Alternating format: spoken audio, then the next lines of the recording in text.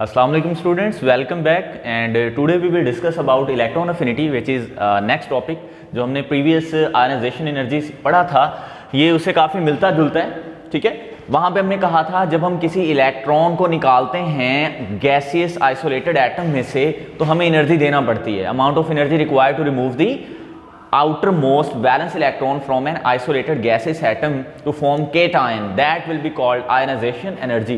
लेकिन यहाँ पे हमारा जो नया, अच्छा एक और मैं आपको बात बताता चलूँ, जो आयनाइजेशन एनर्जी होती है वो कम होती है मेटल्स की। मेटल्स में से इलेक्ट्रॉन को निकालना बहुत ज़्यादा आसान होता है, लेकिन जैसे जैसे हम नॉन मेटालिक रिएक्टर की तरफ मूव करते हैं तो फिर उनमें से इलेक्ट्रॉन निकलता नहीं है बल्कि वो इलेक्ट्रॉन इनटेक करती हैं। ठीक हो गया, तो इसीलिए हम अब नए कॉन्सेप्ट पे आ रहे हैं जो कि क्या है, इलेक्ट्रॉन अफिनिटी, यानी इलेक्ट्रॉन की तरफ अट्रैक्शन। ठीक, तो हम इसमें लिखेंगे the amount of energy release. पहले क्या होती थी, एब्जॉर्ब, इसमें अमाउंट ऑफ एनर्जी रिलीज होगी, लेकिन स्टूडेंट्स याद रखना ये रिलीज सिर्फ पहले इलेक्ट्रॉन के लिए होगी। मैं रिपीट कर रहा हूं, जब हम किसी आइसोलेटेड गैसेस एटम के अंदर इलेक्ट्रॉन को ऐड करेंगे तो इसमें अमाउंट ऑफ एनर्जी क्या होगी, रिलीज होगी, लेकिन ये सिर्फ फर्स्ट इलेक्ट्रॉन के लिए ऐसे होता है, सेकंड या थर्ड इलेक्ट्रॉन को ऐड करने से ऐसा नहीं होता। यानी यूनी नेगेटिव आयन जब हम इलेक्ट्रॉन को ऐड करेंगे एटम के अंदर तो वो नेगेटिव आयन बनेगा, यानी एनायन बनेगा। सिर्फ यूनी नेगेटिव आयन बनने के वक्त जो है एनर्जी रिलीज होती है, अदरवाइज एनर्जी रिलीज नहीं होती। तो लिहाजा आप लिख सकते हो the amount of energy release, the amount of energy release when an electron is added to an isolated gaseous atom to form anion. जब हम एनायन की बात करते हैं तो देखें आपके पास सपोज करें, मैं आपको यह भी बता देता हूं हमारे पीरियोडिक टेबल में क्लोरीन की इलेक्ट्रॉन अफिनिटी सबसे मैक्सिमम है। ये अगर गैसियस एटम है क्लोरीन, इसमें हम इलेक्ट्रॉन ऐड कर रहे हैं तो ये Cl नेगेटिव गैसियस आयन बन जाएगा, यूनी नेगेटिव आयन बना है। तो इसमें जो एनर्जी खारिज होगी ऐसा होने से वो होगी -349 kilo joules per mole. So this is the maximum amount of energy released when an electron is added to gaseous atom। इससे ज़्यादा किसी भी जो यूनी नेगेटिव आयन की एनर्जी नहीं होती। तो क्लोरीन की इलेक्ट्रॉन अफिनिटी मैक्सिमम होती है और क्लोरीन नॉन मेटल है, तो मैंने बताया था नॉन मेटल्स में इलेक्ट्रॉन को ऐड करना आसान होता है।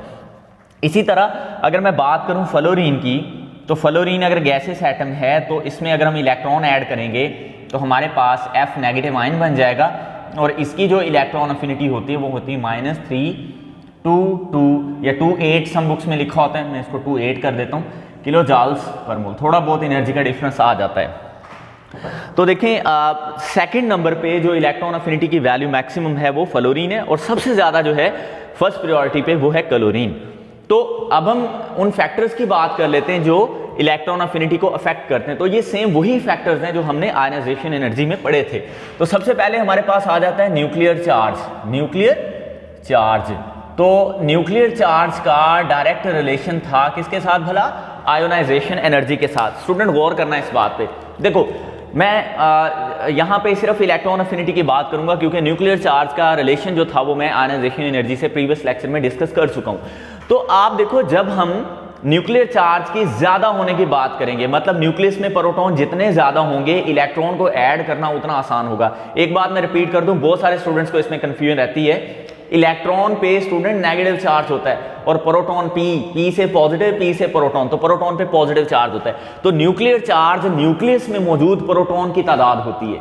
तो न्यूक्लियस में जितने प्रोटॉन ज्यादा होंगे इलेक्ट्रॉन को इनटेक करना उतना आसान होगा, उतनी एनर्जी ज्यादा रिलीज होगी। इसका मतलब न्यूक्लियर चार्ज का डायरेक्ट रिलेशन है किसके साथ भला, इलेक्ट्रॉन अफिनिटी के साथ। Higher the nuclear charge greater will be the electro affinity value. ठीक हो गया, यही सेम हमने देखा था आयनाइजेशन एनर्जी के लिए। दूसरे नंबर पे हमारे पास है एटॉमिक साइज। एटॉमिक साइज, तो एटॉमिक साइज का या नंबर ऑफ शेल्स का, नंबर ऑफ शेल्स यही होते हैं, नंबर ऑफ शेल्स या एटॉमिक साइज, इसका इनवर्स रिलेशन होता है किसके साथ, इलेक्ट्रॉन अफिनिटी के साथ। इसको आप ऐसे समझ लो, देखो जब किसी एटम का साइज ज्यादा बड़ा होगा है ना, तो वो उसका जो आखिरी शेल होगा, क्योंकि इलेक्ट्रॉन ने आखिरी शेल में आना होता है ना, तो उसका जो आखिरी शेल होगा वो न्यूक्लियस से उतना ज्यादा दूर होगा। तो जितना इलेक्ट्रॉन न्यूक्लियस से दूर जाएगा उसको ऐड करना वहां पे उतना मुश्किल होगा। तो इसलिए जब हम कहते हैं एटॉमिक साइज ज्यादा बड़ा होगा तो इलेक्ट्रॉन अफिनिटी वैल्यू कम होगी, क्योंकि वहां पे इलेक्ट्रॉन आसानी से ऐड नहीं होगा और उतनी एनर्जी रिलीज नहीं होगी जितनी हम एक्सपेक्ट करते हैं। तो ये सेम चीज नंबर ऑफ शेल्स भी है, यानी नंबर ऑफ शेल्स बढ़ने से साइज बढ़ता है, साइज बढ़ने से इलेक्ट्रॉन अफिनिटी कम हो जाती है। तीसरे नंबर पे वही शील्डिंग इफेक्ट है जिसको मैं प्रीवियस लेक्चर में डिफाइन भी कर चुका हूँ। स्टूडेंट एक बात मैं आपको पहले बता दूं, आप जब तक लेक्चर तरतीब से नहीं सुनोगे, बुक से नहीं पढ़ोगे, आपको आने वाले लेक्चर समझ नहीं आ रहे। तो शील्डिंग इफेक्ट, क्योंकि ये चीजें हम प्रीवियस लेक्चर में भी डिस्कस कर चुके हैं। तो शील्डिंग इफेक्ट का भी इनवर्स रिलेशन है किसके साथ? इलेक्ट्रॉन अफिनिटी के साथ। जितनी ज्यादा शील्डिंग होगी, आउटर मोस्ट जो इलेक्ट्रॉन होगा उसकी न्यूक्लियस से कशिश उतनी कम होगी, तो इलेक्ट्रॉन को ऐड करना वहां पे उतना ही मुश्किल होता चला जाएगा। तो दीज आर 3 फैक्टर्स जो कि वजह बनते हैं इलेक्ट्रॉन अफिनिटी के कम या ज्यादा होने की। अब यहां पे हम इसका ग्रुप और पीरियड में ट्रेंड भी देख लेते हैं साथ ही। तो सबसे पहले हम देख लेते हैं ग्रुप्स में। तो ग्रुप्स में अब देखिए ग्रुप्स में होता क्या क्या है। ग्रुप्स में एक तो हमारे पास न्यूक्लियर चार्ज बढ़ता है top to bottom, nuclear charge increase top to bottom, ठीक है, टॉप टू बॉटम वो आपको पता है ग्रुप में हम टॉप टू बॉटम मूव करते हैं। और दूसरे नंबर पे एटॉमिक साइज भी बढ़ता है, एटॉमिक साइज इंक्रीज कर जाता है, ये भी टॉप टू बॉटम इंक्रीज करता है। ऑलराइट स्टूडेंट, और जो शील्डिंग इफेक्ट है यहाँ पे वो भी इंक्रीज करता है top to bottom. Shielding effect ये भी क्या करता है? इंक्रीज करता है टॉप टू बॉटम, जिससे ओवरऑल एटम का जो साइज है वो टॉप टू बॉटम बढ़ता है। एटम का जो मैं साइज की बात कर रहा हूं, top to bottom size of atom क्या करता है? इंक्रीज करता है। तो ओवरऑल होता यह है, जितना बड़ा साइज ऑफ एटम, मैंने बताया आपको एटॉमिक साइज का इनवर्स रिलेशन है इलेक्ट्रॉन अफिनिटी से। तो इसका मतलब जैसे जैसे हम डाउन द ग्रुप आएंगे, जो हमारे पास इलेक्ट्रॉन अफिनिटी वैल्यू है वो कम होती जाएगी। आई रिपीट इट अगेन, जब जब हम टॉप से बॉटम मूव करते हैं, न्यूक्लियर चार्ज बढ़ता है, एटॉमिक साइज बढ़ता है और शील्डिंग इफेक्ट भी बढ़ता है। न्यूक्लियर चार्ज बढ़ने का यहाँ पे कोई ज़्यादा असर नहीं पड़ता। होता क्या है, ये दो फैक्टर्स डोमिनेट होते हैं, जिससे टॉप टू बॉटम जो है वो एटम का साइज बढ़ जाता है। जैसे ही एटम का साइज टॉप टू बॉटम बढ़ता है, इलेक्ट्रॉन अफिनिटी वैल्यू कम हो जाती है, क्योंकि एटॉमिक साइज का इलेक्ट्रॉन अफिनिटी से इनवर्स रिलेशन है।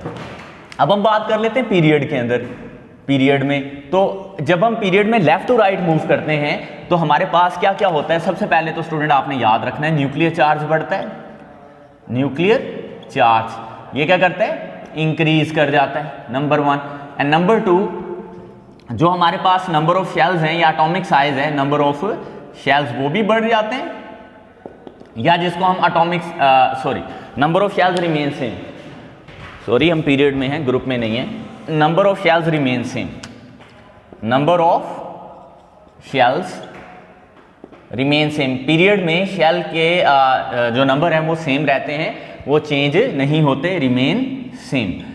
उसके बाद अगर हम बात करें यहाँ पे शील्डिंग इफेक्ट की, तो वो या तो सेम रहता है, शील्डिंग इफेक्ट रिमेन सेम, या फिर डिक्रीज होता है, और सम टाइम इट में डिक्रीज। तो ओवरऑल होता यह है, जो एटम का साइज है वो लेफ्ट टू राइट, इसमें हम मूव करते हैं लेफ्ट टू राइट।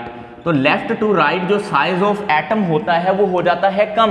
मैं ऊपर लिख भी देता हूं, साइज ऑफ एटम ये हो जाता है क्या भला?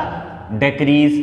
तो जब साइज ऑफ एटम छोटा हो जाना शुरू हो जाता है, क्योंकि यहां पे डोमिनेट फैक्टर ये वाला होता है, क्योंकि नंबर ऑफ शेल्स तो बढ़ नहीं रहे, एटम का साइज नहीं बढ़ेगा, शील्डिंग इफेक्ट भी कम हो रहा है या सेम रहता है। तो न्यूक्लियर चार्ज बढ़ने से आउटर मोस्ट इलेक्ट्रॉन्स पर न्यूक्लियस की कशिश ज्यादा होने से एटम छोटा होना शुरू हो जाता है। और जितना एटम छोटा होगा, देखो साइज का इनवर्स रिलेशन है ना इलेक्ट्रॉन अफिनिटी के साथ, तो जितना साइज छोटा होगा इलेक्ट्रॉन अफिनिटी उतनी ज्यादा होगी इनवर्स रिलेशन में। तो इसका मतलब यहां पे ये होगा कि जब हम लेफ्ट टू राइट मूव करेंगे तो इलेक्ट्रॉन अफिनिटी जो है वो बढ़ना शुरू हो जाएगी। ओके स्टूडेंट, तो ये था ट्रेंड इलेक्ट्रॉन अफिनिटी का। लेकिन यहां पे एक सबसे इंपॉर्टेंट बात है जो आपने याद रखनी है, आप चेक करो, अभी मैंने आपसे बोला कि top to bottom electron affinity कम होती है।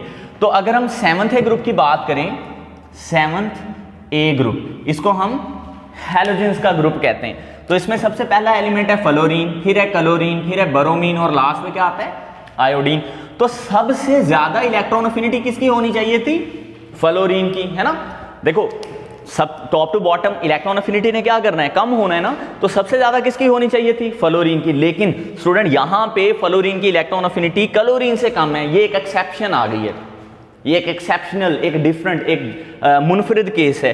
तो इस एक्सेप्शन को एक्सप्लेन करेंगे अभी हम। ये पेपर में क्वेश्चन भी पूछ लेता है वो, कि जो आपके पास इलेक्ट्रॉन अफिनिटी फ्लोरीन की है वो कम क्यों है जबकि क्लोरीन की ज्यादा है, हालांकि ज्यादा होनी चाहिए थी फ्लोरीन की। मैं फिर से रिपीट कर देता हूं, top to bottom electron affinity ने कम होना था, तो चूंकि फ्लोरीन की इलेक्ट्रॉन अफिनिटी यहां पे सबसे ज्यादा होनी चाहिए थी जो नहीं है, और सबसे ज्यादा किसकी है, क्लोरीन की। तो ये जो एनर्जी में थोड़ा सा चेंज आ रहा है ना, ये वाला, इसकी एक्सेप्शन मतलब क्या बनती है, ये एक डिफरेंट केस क्यों बनता है वो मैं आपको बता देता हूं। वाई, क्वेश्चन ये आता है, वाई द इलेक्ट्रॉन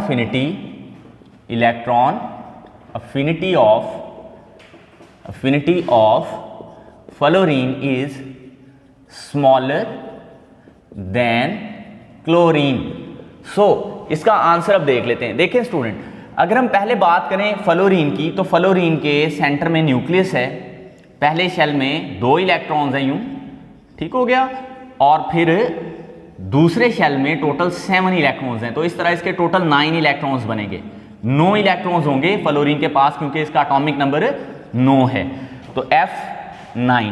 ओके, तो यहां पे अगर हम बात कर लें क्लोरीन की, तो इसका ये न्यूक्लियस है, पहले शेल में 2 इलेक्ट्रॉन आ जाएंगे, दूसरे शेल में यहां पे 8 आ जाएंगे, ठीक हो गया स्टूडेंट्स, और इस तरह ये 10 हो गए पूरे, 2 4 6 8, सॉरी ये नहीं आएंगे, ठीक है, 8 पूरे यहाँ पे, 2 4 6 8 और ये 2 10, और आखिरी शेल में इसके होंगे 7 इलेक्ट्रॉन्स, 2 ये 4 6 और एक ये 7। तो अब होता ये है कि यहाँ पे जब एक नया इलेक्ट्रॉन हम ऐड करते हैं तो उसको ऐड होने में थोड़ी सी मुश्किल पेश आती है, लेकिन यहाँ पे 8वां इलेक्ट्रॉन आखिरी शेल में ऐड करने में इतनी ज़्यादा मुश्किल पेश नहीं आती। उसकी वजह मैं आपको बताता हूँ। देखें, क्लोरीन का एटॉमिक नंबर है 17। अगर आप इसकी फ्लोरीन की कॉन्फ़िगरेशन लिखो ना, इलेक्ट्रॉनिक कॉन्फ़िगरेशन, तो वो बनती 1s2 2s2 2p5 2p5। तो इसमें जो वैकेंट ऑर्बिटल्स हैं ना, यानी वैलेंस शेल के जो एटॉमिक ऑर्बिटल्स हैं, ये अभी इसका एक ऑर्बिटल जो है ये भी अनपेयर्ड है, या मैं इसको सिंपली ये कह देता हूं कि ये इसका वैलेंस शेल है 2s और 2p, यानी 2s और 2p इसका वैलेंस शेल है जिसमें आके इस इलेक्ट्रॉन ने ऐड होना है। अब ये साइज में बहुत ही छोटे हैं, और वैसे भी देखो इस एटम का साइज छोटा है, इलेक्ट्रॉन का क्लाउड बहुत ज्यादा थिक है, तो आने वाले नए इलेक्ट्रॉन को थोड़ी सी प्रॉब्लम होगी एज कंपेयर टू क्लोरीन।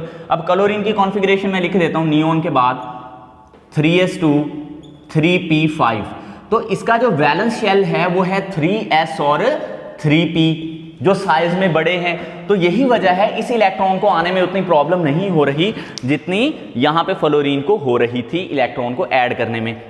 तो यही वजह है कि क्लोरीन की इलेक्ट्रॉन अफिनिटी जो है वो थोड़ी सी ज्यादा रहती है किससे, फ्लोरीन से। ये एक एक्सेप्शन है, बाकी नॉर्मल ट्रेंड यही है कि top to bottom electron affinity कम होती है और लेफ्ट टू राइट ज्यादा होती है। यही सेम कॉन्सेप्ट हमने सीखा था आयनाइजेशन एनर्जी का। तो अब हम इसमें एक और एक्सेप्शन है, वो एक्सरसाइज में आती है, उसको मैं बाद में एक्सप्लेन कर दूंगा। अब हम मूव करेंगे इसे नेक्स्ट टॉपिक पे, जो कि है इलेक्ट्रोनेगेटिविटी। तो स्टूडेंट अब हम इसी लेक्चर में नेक्स्ट टॉपिक पे मूव करते हैं, इलेक्ट्रोनेगेटिविटी पे, ठीक है। अच्छा, इलेक्ट्रोनेगेटिविटी और इलेक्ट्रॉन अफिनिटी में स्टूडेंट्स अक्सर कंफ्यूज रहते हैं, क्योंकि ये भी इलेक्ट्रॉन को अपनी तरफ अट्रैक्ट करने की एबिलिटी है, जो भी हम प्रीवियस कॉन्सेप्ट में देख चुके हैं इलेक्ट्रॉन अफिनिटी, वो भी इलेक्ट्रॉन को अपनी तरफ अट्रैक्ट करने की एबिलिटी है। फर्क क्या है, देखो जब हम इलेक्ट्रॉन अफिनिटी की बात करते हैं, हम एक सिंगल इलेक्ट्रॉन को एटम के अंदर ऐड करने की बात कर रहे होते हैं। आई रिपीट इट अगेन, जब हम इलेक्ट्रॉन अफिनिटी की बात करते हैं तो एक इलेक्ट्रॉन जो है गैसियस एटम के अंदर ऐड हो रहा होता है। लेकिन जब हम इलेक्ट्रोनेगेटिविटी की बात करते हैं तो स्टूडेंट देखिएगा, अगर हमारे पास ये भी एक हाइड्रोजन एटम है, ये भी एक हाइड्रोजन एटम है, इनके दरमियान सिंगल कोवेलेंट बॉन्ड मौजूद है, ओके। तो अब इस हाइड्रोजन का भी एक इलेक्ट्रॉन है और इस हाइड्रोजन का भी एक इलेक्ट्रॉन है, जो शेयर करके, आपस में शेयर करके जिन्होंने कोवेलेंट बॉन्ड बनाया। अब आप देखो, ये दोनों ही हाइड्रोजन एटम है, तो दोनों के दरमियान ये जो इलेक्ट्रॉन्स हैं इनको हम कहते हैं shared electron pair, shared electron pair. This is called shared electron pair. तो इस शेयर्ड इलेक्ट्रॉन पेयर को किसी एटम का अपनी तरफ अट्रैक्ट करना, यह कहलाता है उसकी इलेक्ट्रोनेगेटिविटी, जब वो बॉन्ड बना रहा होता है। आई रिपीट इट अगेन, जब हम इलेक्ट्रॉन अफिनिटी की बात करते हैं तो सिंगल एटम होता है आइसोलेटेड हालत में, और उसमें जब इलेक्ट्रॉन ऐड होता है तो उसमें अमाउंट ऑफ एनर्जी रिलीज होती है और सम टाइम एब्जॉर्ब होती है। लेकिन when we talk about electronegativity, it means that जो शेयर्ड इलेक्ट्रॉन पेयर होगा ना दो एटम्स के दरमियान, जब वो बॉन्ड बना रहे होते हैं, उसको कौन सा एटम अपनी तरफ ज्यादा अट्रैक्ट करता है, that is known as electronegativity ability. मतलब जैसे सपोज करो रस्साकशी हो रही है, तो एक तरफ 11 खिलाड़ियों की टीम है, दूसरी तरफ 11 की, तो कौन सी टीम जो है वो रस्से को अपनी तरफ ज्यादा खींचेगी, तो ये उनकी स्ट्रेंथ पे बेस्ड है। बिल्कुल इसी तरह इस शेयर्ड इलेक्ट्रॉन पेयर को कौन सा एटम अपनी तरफ ज्यादा अट्रैक्ट करेगा, ये उनकी स्ट्रेंथ पे बेस है, और यही स्ट्रेंथ उनकी क्या कहलाती है, इलेक्ट्रोनेगेटिविटी। देखो यहां पे दोनों एटम हाइड्रोजन के एक जैसे हैं, तो यहां पे ये इलेक्ट्रॉन पेयर जो होगा वो दोनों तरफ बराबर शेयर रहेगा, ये किसी भी तरफ ज्यादा शेयर नहीं होगा या कम शेयर नहीं होगा। तो मैं अगर यहां पे बात करता स्टूडेंट HCl की, अब गौर करना इस बात पे, अब H और Cl के दरमियान भी एक एक इलेक्ट्रॉन मिलके बॉन्ड बनाए। अब मैंने इसे ज्यादा किस तरफ ये बनाए हैं इलेक्ट्रॉन, ये मैंने स्टूडेंट बनाए हैं ज्यादा क्लोरीन की तरफ, तो क्लोरीन की यहां पे इलेक्ट्रोनेगेटिविटी ज्यादा थी, क्लोरीन ने इलेक्ट्रॉन को अपनी तरफ ज्यादा अट्रैक्ट किया, क्लोरीन को ये फील हो रहा है जैसे उसने इलेक्ट्रॉन ले लिए हैं तो उस पर पार्शियल नेगेटिव चार्ज आएगा, जाहिर बात है इस तरफ इलेक्ट्रॉन ज्यादा है, और हाइड्रोजन पे पार्शियल पॉजिटिव चार्ज आएगा, तो यहां पे ज्यादा अट्रैक्शन थी क्लोरीन की तरफ, तो इसका मतलब यहां पे क्लोरीन की इलेक्ट्रोनेगेटिविटी सबसे ज्यादा है। कुछ इंपॉर्टेंट वैल्यूज हैं इलेक्ट्रोनेगेटिविटी की, वो मैं यहां पे लिख देता हूं स्टूडेंट। सबसे ज्यादा पीरियोडिक टेबल में इलेक्ट्रोनेगेटिविटी होती है फ्लोरीन की, और ये भी याद रखें ये आर्बिट्रेरी वैल्यूज हैं, these are arbitrary values, these are only arbitrary values. ये फर्जी वैल्यूज हैं जो मुख्तलिफ तरीकों से निकाली जाती हैं, जिसमें जो सबसे कॉमन तरीका है वो है बॉन्ड एनर्जी वाला, ठीक है। तो सबसे ज्यादा इलेक्ट्रोनेगेटिविटी किस एलिमेंट की होती है, किस एटम की होती है, फ्लोरीन की। उससे कम, मतलब इससे कम तो वैसे ऑक्सीजन की होती है, अगर मैं ग्रुप में नीचे आऊं तो क्लोरीन की 3.0 होती है, इसके बाद ब्रोमीन की 2.8 होती है, and if we talk about iodine तो ये हो रही है 2.6। अच्छा, इसे फ्लोरीन से पीछे जो एटम होता है वो ऑक्सीजन होता है, इसकी इलेक्ट्रोनेगेटिविटी दूसरे नंबर पे सबसे ज्यादा है, यानी after fluorine the most electronegative atom is oxygen, जिसकी इलेक्ट्रोनेगेटिविटी 3.5 है, ये मैंने आपको हाइड्रोजन बॉन्डिंग में भी बताया था। और इससे कम जो तीसरा नंबर आता है वो आता है स्टूडेंट नाइट्रोजन का। तो इस तरह नाइट्रोजन की इलेक्ट्रोनेगेटिविटी 3.1 है, ऑक्सीजन की 3.5 है, फ्लोरीन की 4.0 है। इसी तरह क्लोरीन की 3.0, ब्रोमीन की 2.8, आयोडीन की 2.6। अगर मैं हाइड्रोजन की यहां पे बात कर लूं तो हाइड्रोजन की जो इलेक्ट्रोनेगेटिविटी है वो 2.1 होती है। कार्बन की बात करूं तो कार्बन की इलेक्ट्रोनेगेटिविटी 2.5 होती है। तो ये मैंने कुछ इंपॉर्टेंट वैल्यूज लिखी हैं, ये आप सबको याद होनी चाहिए, ये आप सबको इलेक्ट्रोनेगेटिविटी की वैल्यूज याद होनी चाहिए। और मोस्ट इलेक्ट्रोनेगेटिव जो हमारा एलिमेंट है वो कौन सा है, फ्लोरीन है, यानी फ्लोरीन की इलेक्ट्रॉन को अपनी तरफ, शेयर्ड इलेक्ट्रॉन को अपनी तरफ अट्रैक्ट करने की एबिलिटी सबसे ज्यादा होती है। तो अगर मैं यहां पे लिखता H और F, तो देखें आप फ्लोरीन की तरफ ज्यादा इलेक्ट्रॉन शेयर्ड होते हैं, फ्लोरीन पे कौन सा चार्ज आता, पार्शियल नेगेटिव, और हाइड्रोजन पे कौन सा आता, पार्शियल पॉजिटिव चार्ज। इसकी इलेक्ट्रोनेगेटिविटी अभी मैंने बताई 4.0, इसकी कितनी है 2.1। तो यहां पे हम इलेक्ट्रोनेगेटिविटी डिफरेंस भी निकाल सकते हैं, क्या निकाल सकते हैं भला, इलेक्ट्रोनेगेटिविटी डिफरेंस। तो वो कैसे आता है, तो ज्यादा में से यानी 4.0 में से आप 2.1 जो है वो माइनस कर दें, तो इस तरह आंसर जो हमारे पास आएगा वो 1.9 आएगा। This is huge electronegativity difference between these two atoms, hydrogen and fluorine.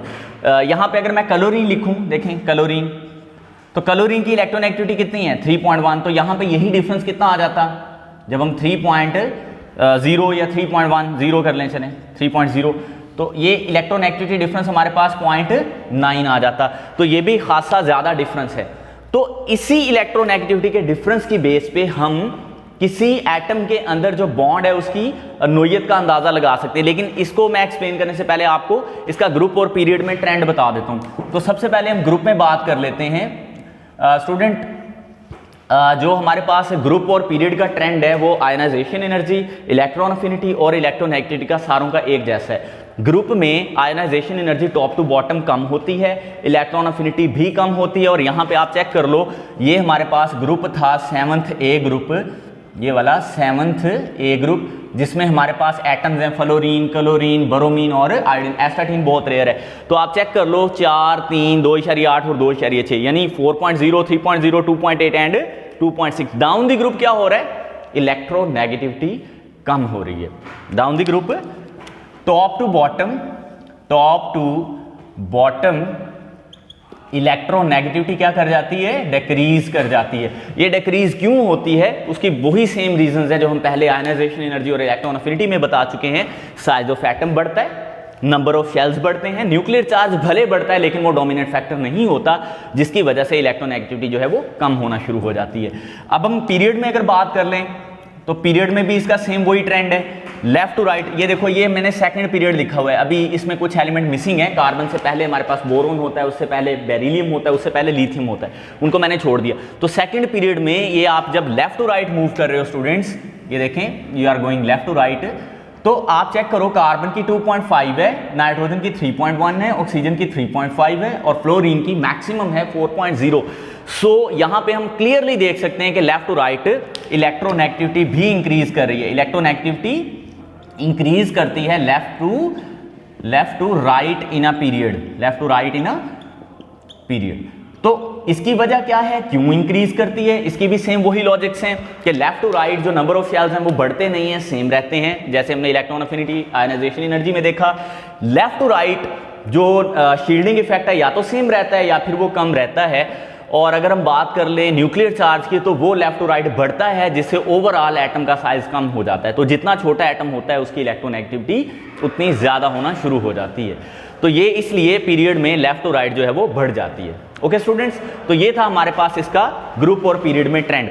अब हम इलेक्ट्रोनेगेटिविटी की एप्लीकेशंस देख लेते हैं, मतलब इस इलेक्ट्रोनेगेटिविटी को और ये जो डिफरेंस हम निकालते हैं इसको हम कहाँ अप्लाई कर सकते हैं। देखें, इसकी बहुत इंपॉर्टेंट जो एप्लीकेशन वो ये है, हम किसी मॉलिक्यूल के अंदर या किसी कंपाउंड के अंदर बता सकते हैं कि उसमें बॉन्ड की नोयत कौन सी है। हमारे पास नॉर्मली कोवलेंट और आयनिक बॉन्ड होते हैं, कोऑर्डिनेट, मेटालिक, वो तो होते ही हैं, लेकिन मैं कंपैरिजन करूंगा कब हमें पता चलेगा कोवलेंट बॉन्ड हुआ करेगा एटम्स के दरमियान, कब जो है वो आयनिक बॉन्ड हुआ करेगा। तो स्टूडेंट याद रखना आप सबसे पहली बात, अगर हमारे पास इलेक्ट्रोनेगेटिविटी जो डिफरेंस है, इलेक्ट्रोनेगेटिविटी जो डिफरेंस है वो 0 से लेके 0.4 तक होगा, तो हमारे पास बॉन्ड होगा कोवलेंट बॉन्ड होगा। लेकिन ये वाला जो कोवलेंट बॉन्ड होगा ये होगा नॉन पोलर।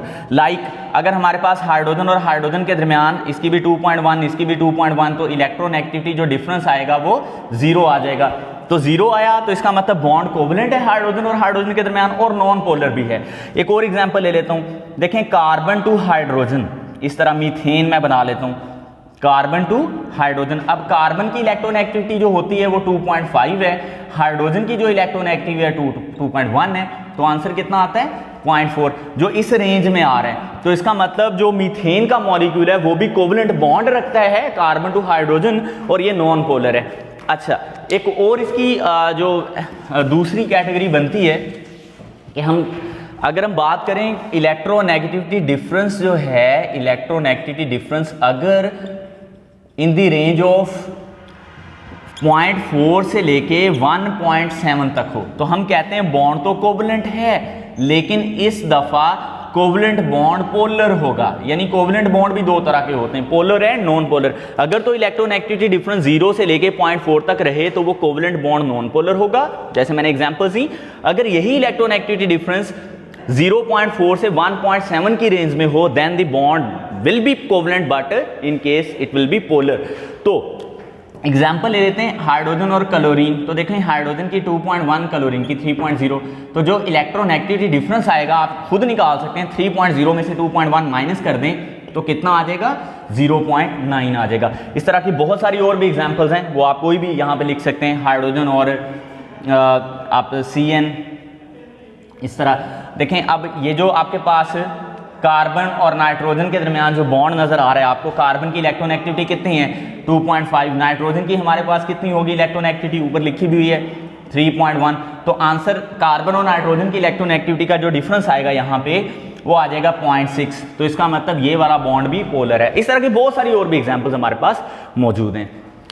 हाँ, अगर इलेक्ट्रोनेगेटिविटी डिफरेंस जो है वो 1.7 से भी बढ़ जाए, मैं यहाँ पे आपको बता देता हूँ, देखें अगर इलेक्ट्रोनेगेटिविटी डिफरेंस जो है डिफरेंस वो मोर देन 1.7 तो बॉन्ड होगा आयोनिक बॉन्ड होगा। ठीक है, जैसे मैं अभी NaCl की बात कर लेता हूँ, NaCl तो ये आयनिक बॉन्ड है, क्योंकि सोडियम की जो इलेक्ट्रोनेगेटिविटी है, सोडियम की इलेक्ट्रोनेगेटिविटी 0.9 है और जो क्लोरीन है उसकी इलेक्ट्रोनेगेटिविटी 3.0 है। तो ज़्यादा वैल्यू 3.0 है, इसमें से 0.9 माइनस करोगे ना जब आप, तो मेरे पास आंसर कितना आएगा 2.1, जो कि 1.7 से ज़्यादा है। तो स्टूडेंट इस लेक्चर में हमने इलेक्ट्रॉन अफिनिटी सीखा, उसका ट्रेंड देखा ग्रुप्स और पीरियड्स में, और देखा कि फ्लोरीन की इलेक्ट्रॉन अफिनिटी जो है वो क्लोरीन से क्यों कम होती है। और जो नेक्स्ट हमारा टॉपिक था उसमें हमने सीखा इलेक्ट्रोनेगेटिविटी की डेफिनेशन क्या है, ठीक है, इसकी वैल्यूज़ क्या क्या हैं जो पीरियोडिक टेबल मॉडर्न में है, फिर ग्रुप्स और पीरियड्स में इसका क्या ट्रेंड है, और लास्ट में हमने सीखा कि इसकी एप्लीकेशन किस तरह से वैलिड है to identify either the compound is covalent और आयनिक। अल्लाह हाफिज़।